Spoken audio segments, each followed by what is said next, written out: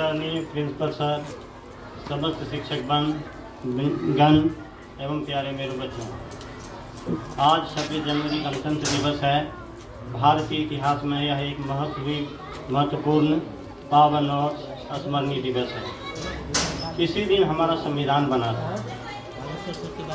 इस समय हम लोग गणतंत्र दिवस की 75वीं वर्षगांठ मना रहे हैं।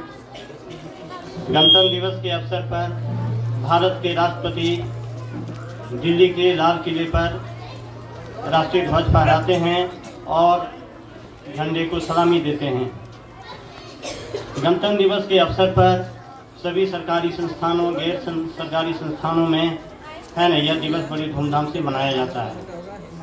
बच्चों, जैसा कि आपने इतिहास में पढ़ा होगा, हिस्ट्री में पढ़ा होगा कि भारत अंग्रेजों का गुलाम था, भारत पर अंग्रेजों का शासन था। चारों ओर अत्याचार, अनाचार, शोषण का माहौल बना हुआ था। सभी ब्रिटिश हुकूमत से तंग आ चुके थे।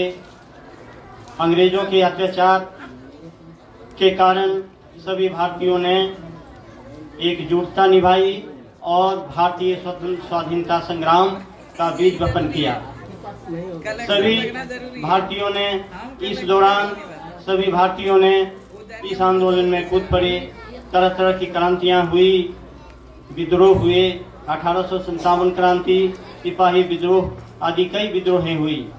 कई क्रांतिकारी वीरों ने अपनी शहादतें दी।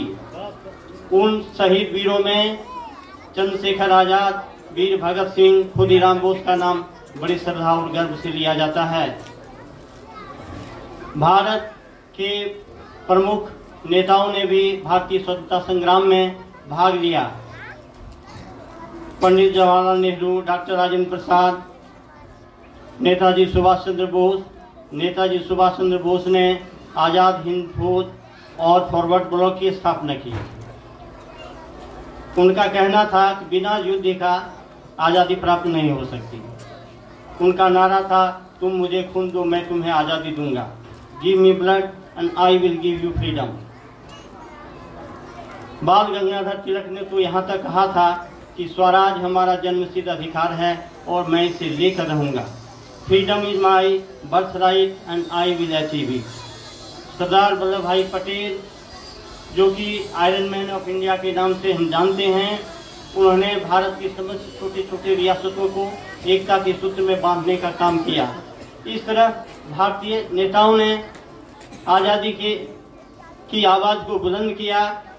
पंडित जवाहरलाल नेहरू, महात्मा गांधी आज़ादी के संग्राम में सबसे अग्रगण्य नेता थे। उन्होंने आज़ादी दिलाने में महत्वपूर्ण भूमिका निभाई।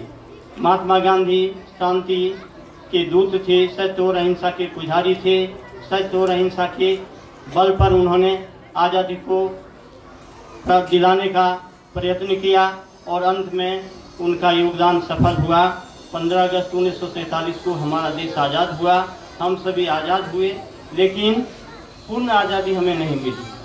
सबसे पहले हमारी समस्या थी कि हमारा कानून कैसा होना चाहिए, हमारा संविधान कैसा होना चाहिए। हमारा संविधान लचीला और पारदर्शी होना चाहिए। कई बैठकें हुई, सभा हुई, बैठकें हुई, समितियां बनी। डॉक्टर भीमराव अम्बेडकर ने, जो कि संविधान सभा के अध्यक्ष थे, उन्होंने संविधान का निर्माण कराया। डॉक्टर राजेंद्र प्रसाद, जो हमारे प्रथम राष्ट्रपति हुए, उन्होंने संविधान सभा के सभापति थे। उन्होंने संविधान के निर्माण में अपना महत्वपूर्ण योगदान दिया। इस तरह से 26 नवंबर 1949 को हमारा संविधान बनकर तैयार हुआ और 26 जनवरी 1950 को हमारा संविधान लागू हुआ। संविधान बनाना कोई आसान काम नहीं था।